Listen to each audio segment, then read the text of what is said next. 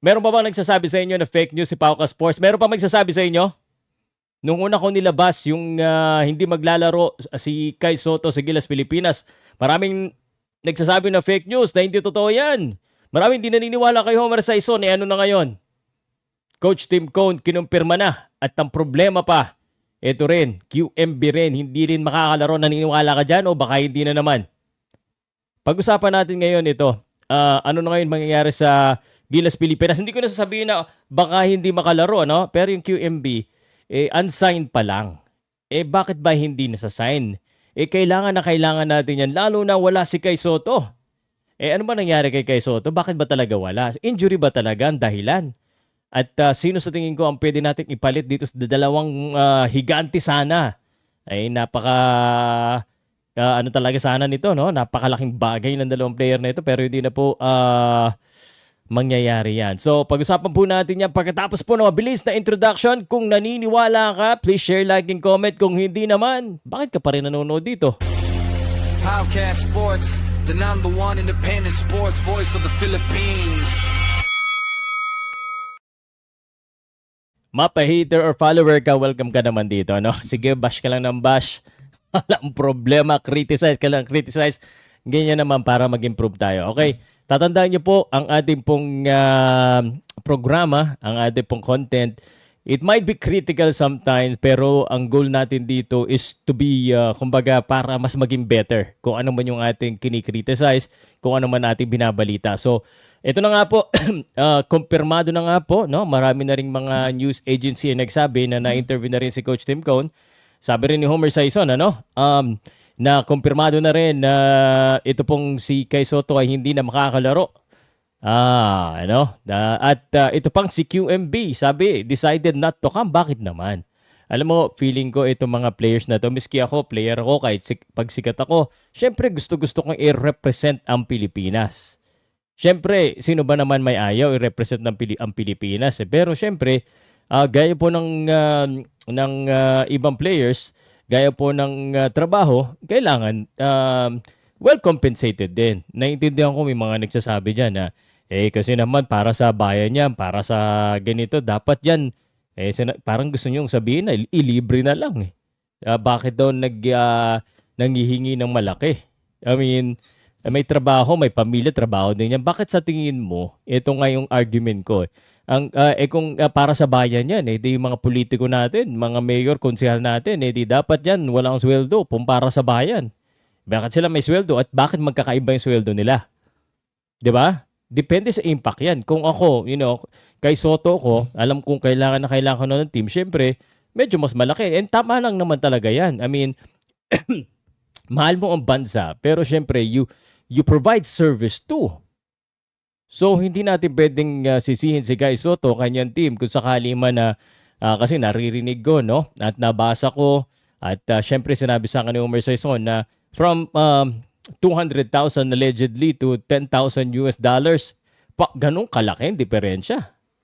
Di ba? Parang 200 to 10? Ano yun?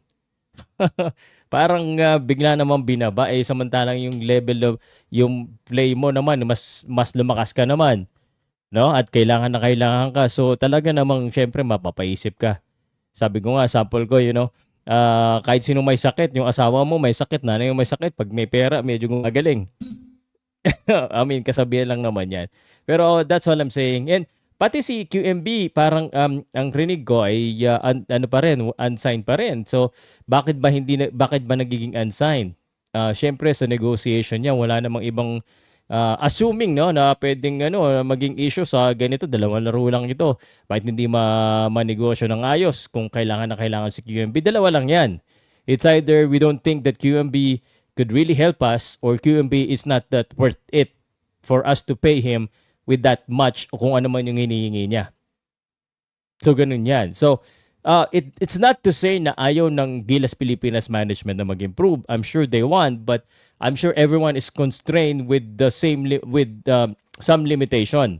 Maaring financial limitation, maaring roster limitation, or maaring preference. No? Or maaring, sabi nga nila, political or availability na issue. Maraming bagay kasi ang pwedeng maging dahilan kung bakit hindi po nakakalaro ang player. 'Di ba? And kahit naman i-deny natin ito, alam naman natin na politika, the politics side, talagang hindi mawawala yan sa mga ganitong issue. Natatandaan nyo, nung panahon ni Chot Reyes, karamihan MVP Group. Ngayong panahon ni Tim Cone, Hinebra SMB Group, karamihan ng mga player. Actually, ang dami pa rin palang mga outside the PBA na naglalaro. Ang mahirap niyan, syempre may mga sarili silang liga na mas malaki yung binibayad sa kanila. No? So, hindi natin pwedeng i-down yung mga players. Hindi natin pwedeng sabihin na ang aarte naman itong mga player na to. Ang mamahal naman ng pero alam naman natin, hinahanap-hanap nyo pa rin. Gusto nating manalo lahat. No? Of course, the players wanted to play, but they need to be wanted as well. Kumbaga, dapat reciprocal yan eh. Ano yan? Kung gaano mo ako gusto, I mean, you show it. Ganoon naman talaga, di ba? Para naman kay Coach Tim Cone, I think he's also obviously as a coach, he wants to get the best materials ever, the best players as possible. Pero again, I'm sure he has some say, but syempre hindi lang naman sa kanya yan, yung mga gastusin, yung mga availability issue. So, and it's all gonna be a part of it. Unfortunately, as fans, karamihan ng fans, magsasalita yan. Bakit di ganito? Bakit di kinuha sa ganito? Speaking of kinuha, no? Again, confirm na hindi na-attend si QMB, si Kai Soto. Yung Justin Baltasar, ito, sana kuhanin. Kasi ito, matangkad. May laro talaga. No? He has skills na yung mga nagbabalita na kagad, nagpa-practice na daw. Parang hindi naman yata totoo yun. Pero sana kuhanin. And sana hindi mag-presyo ng mataas si Justin. Pero naintindihan natin kung mag-presyo siya ng mataas or kung ano man yung presyo niya, yun ang problema. And hindi maaasip kumbaga maalis sa isip ng mga Filipino basketball fans na parang we could have done more as sa Gilas Pilipinas, especially against Australia and New Zealand. Dito mo masasabi talaga na parang ang hirap bumuo ng team, ang hirap maging unify. I don't know, ang hirap kasing sabihin na pera ang dahilan eh. I mean, posibleng pera pero alam ko may pera eh. It's just the question kung gagastusin natin to o hindi. Kung is it worth it na gastusin. Meron nga akong alam, no? Meron akong alam na isang negosyo na meron silang kailangan ng machine. Ayaw na ayaw nila gumastos ng ganitong kalaking amount na umari 6-digit na amount. Pero pag yung dahil dito sa machine na to, ito yung kailangan nila, gumastos pa rin siya ng mas malaki pa doon. Kahit na magne-negative sila. Kasi gusto nila yon, sa tingin nila makakatulong yon. So, yun yung perspective ko kasi. So, it's baka kung ganun man ang issue talaga, baka again either the budget or hindi talaga siya sa tingin nila na hindi talaga kailangan yung player kasi ayun nga dapat ipantay mo yung need mo. Hindi natin pwedeng maalis yung negotiation eh. Kasi may pangalan. No? May pangalan. Ganun talaga pag may pangalan, hindi mawawala yan. So, yung Justin Baltasar, sana kuhanin. Ngayon, ang liit natin, anong gagawin ngayon ni Coach Tim Cone? Again, we still support Coach Tim Cone in Gilas Pilipinas. It's the first day in practice. And I would assume na kung sino man yung nasa practice na yan, sila na yan. Kasi pag magdadagdag ka pa ng kung wala dyan si Justin Baltasar, request ko, denied na yan. Hindi na maganda unless bukas makuha na kagad nila para isang araw lang nang mamintes o kung isang practice lang. Kasi kung hindi, parang magiging problema pa yan. So, we just still hope for the best dito sa Gilas. Pero yun nga, sabi ng kasamahan ko, si Homer, no? Kahit nandiyan si Kai, may hirapan ng Gilas, which is totoo naman. Hindi naman, masakit pakinggan, pero kasi yun ang totoo eh. Dito kasi sa programa natin, kung napapansin nyo guys, yung mga tao dito, Miski ako, pag may nakikita akong galit sa akin, I mean, it's okay kasi ganun din naman ako. Pero pag medyo below the belt na at talagang wala nang sense yung sinasabi, yun ang mga pangit.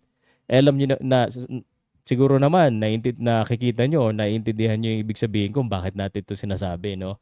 So, yun lang. Sa laro na ito ng Gilas Pilipinas versus the New Zealand and Australia, mahirap. But I'm also optimistic na baka swertein pa rin tayo, baka malasan sila. 'Di ba? Totoo, bilog ang bola, pero the odds is not for us. It's very much against our favor. And hindi mo maalis sa isip mo na ang tumalo sa atin is sarili din natin because we couldn't build the best team possible that we can. May materialis tayo, pero for some reasons, hindi natin sila mapagsama-sama o hindi natin magawa. So, yun lang, no? And we still hope for the best for Gilas Pilipinas sa kanila pong laro sa February 26 and March 1. So, let me know what you think. Okay ba si Justin Baldassar and what do you think talagang rason kung bakit gano'n? Galit ba kayo kay Kai at saka kay QMB for not attending the practice?